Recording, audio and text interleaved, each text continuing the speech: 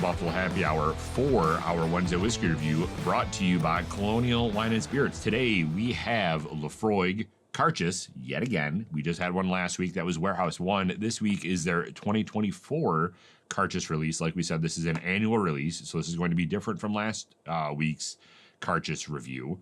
And this one is a doozy. Michael, you want to tell them about the sponsor?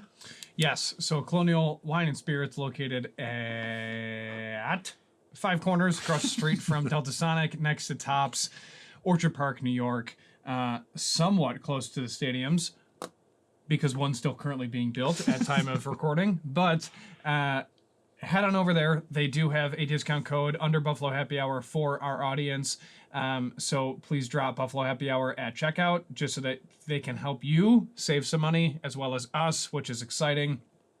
Again, they have a massive selection between tequilas, wines, whiskeys, with an E, without the E. And they also have everything that you would need for a mixing party as well, between all of the vodkas and so on and so forth. So check out their store. They do have a great selection, super nice people running it, but definitely grateful. So thank you for your partnership for Wednesday Whiskey Reviews.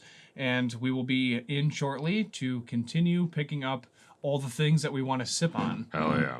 So this is the Cairdeas 2024 release. This, again, if you're not familiar with the Cairdeas releases, they release it every year. It's a part of a festival that they have. Cairdeas means friendship, I believe, in Gaelic.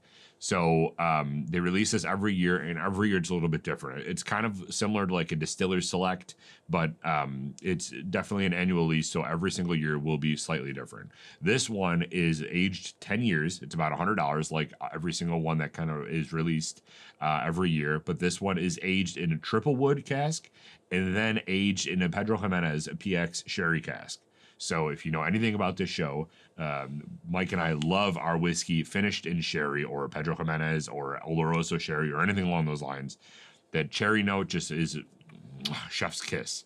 So today we're going to be reviewing a already beautiful product, which is Laphroaig 10, and that has that annual release aged in that sherry cask. So I'm very excited for this.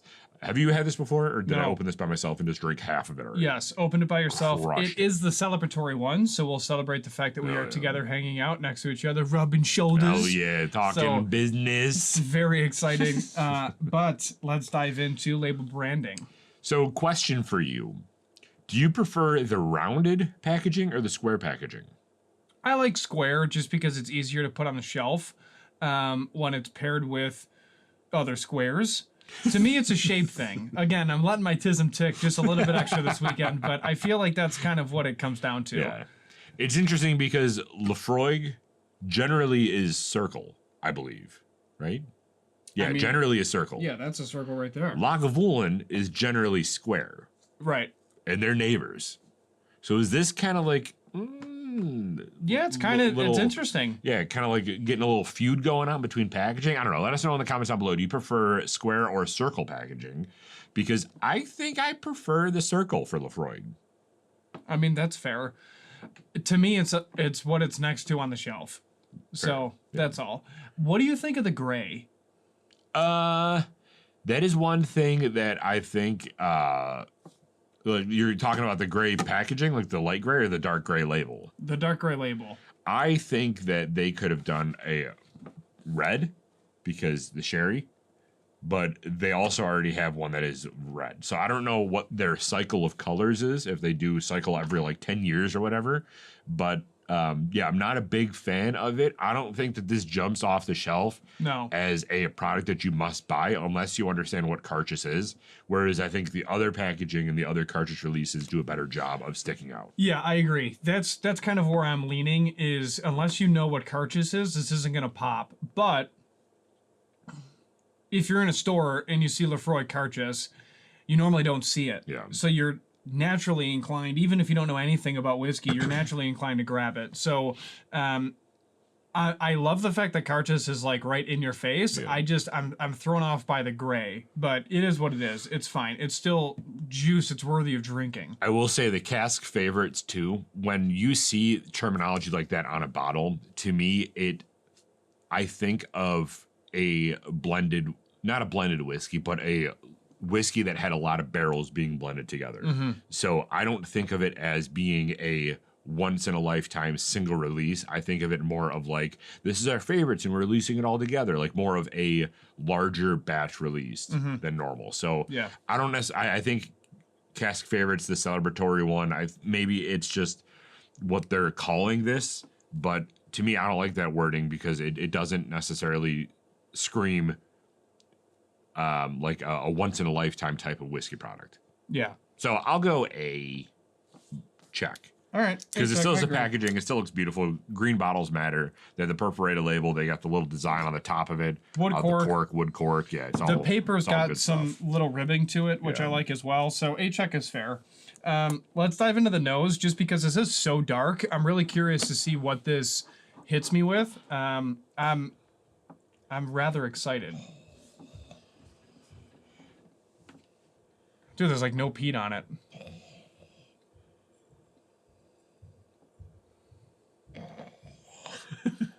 It's a lot of fruit. Yeah, it's very fig, very kind of like dried cranberry, a little bit, some raisins. You're getting a little bit of, I wouldn't call this one peaty. I would call this one more smoky, I think, in my professional opinion. I agree with you on that. It doesn't scream Laphroaig Scotch, which is interesting for me to digest, because when I'm grabbing a Laphroaig, I want a Laphroaig. So to have a Laphroaig that's not Mother Earth heavy is rather interesting. Oh, just wait until the taste run, though. So No foreshadowing, friend. yeah. Nose, I'm going to go based off of that because it's not punching you. It's very sweet. Yeah. I don't even know if I would say sweet because the last one smelled sweet. Warehouse 1 smelled sweet. Right. This one just smells fruity. Yeah. Like dried fruit. This is fruity with sugar and salt. Yeah. Like that's kind of what it is, but it's very fruit heavy. I'm in the B's. B plus. I agree. All right, initial taste.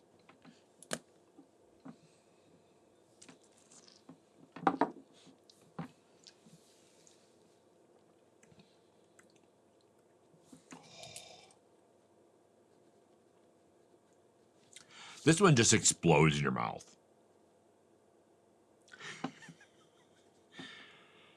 It's funny because the nose is very tame compared to what the taste is.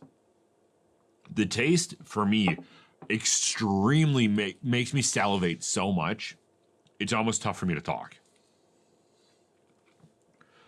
This is such a compressed package, and as soon as you open that up with like saliva or something like that, the flavors just explode.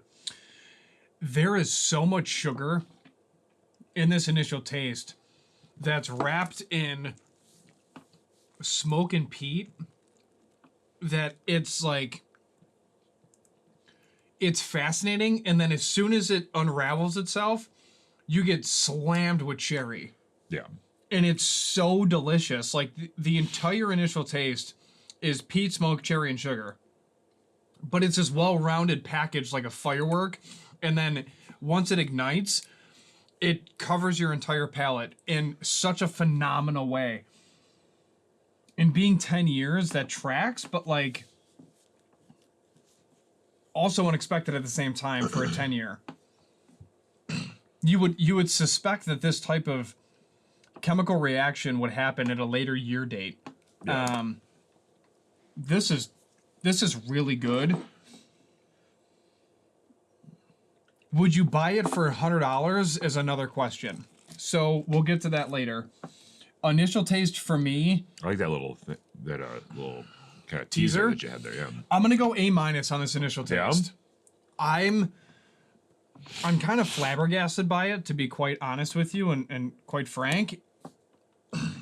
I'm trying to place when I would drink it. It makes sense why it's a celebratory one, but this is something that you would have.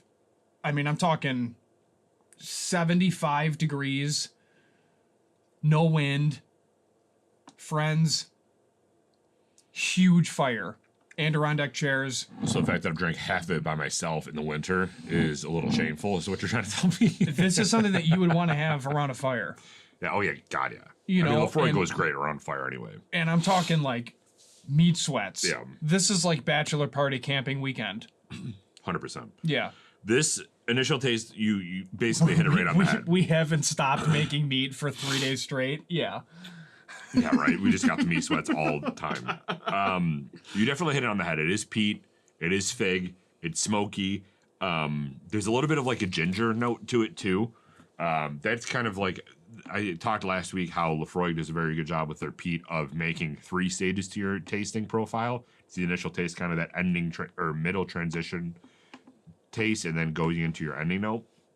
This middle transition is like this ginger, almost like ginger ale type taste because of how sparkly the initial taste is as well. It gives you like prickles in your mouth that mimic carbonation in my my experience. I always associate that prickleness to carbonation. So that ginger middle ground is almost like this ginger ale taste. And then that ends, which we'll get into a little bit, but like the initial taste to me, I really enjoy. So I'm going to go a check. What did you give it? What did you say? I said a check. A check? Okay, let's go a check. I agree. Ending note. Ending note, I'm in the same. I mean, I'm getting fig, and the ginger's a good call because it kind of rounds it out, but that also kind of blends with the sugar that's still lingering through it. But the fig and the cherry is really heavy on the ending note. The cherry flows. I mean, it goes through each phase of this tasting profile. Guys, this is a delicious option. Honest to God. It tastes more like dried fruit, though. Like, it's definitely not a... The sweet and the saltiness is the initial taste. Yeah, but that's like fair. It's a very dry and not sweet product as it goes down. No. Yeah, I agree. I agree. Ending note for me, I'm going A+, Jack. Okay, I like that A+ check. This is a very delicious product. I'm almost obsessed with this product. Yeah. So, final rating. Ooh, this is difficult. Derek, give me that countdown. 3, 2, 1. 93. 93.5. Let's go. Would you have this in your collection? 3, 2, 1. Yeah. Yes. I mean, not even a question. This is something that you should pick up. Forget the fact that gray's on the label and branding. Guys, this destroys what you thought it would be, especially when you pour it out and it looks almost like a copper motor oil. Delicious product. Absolutely great.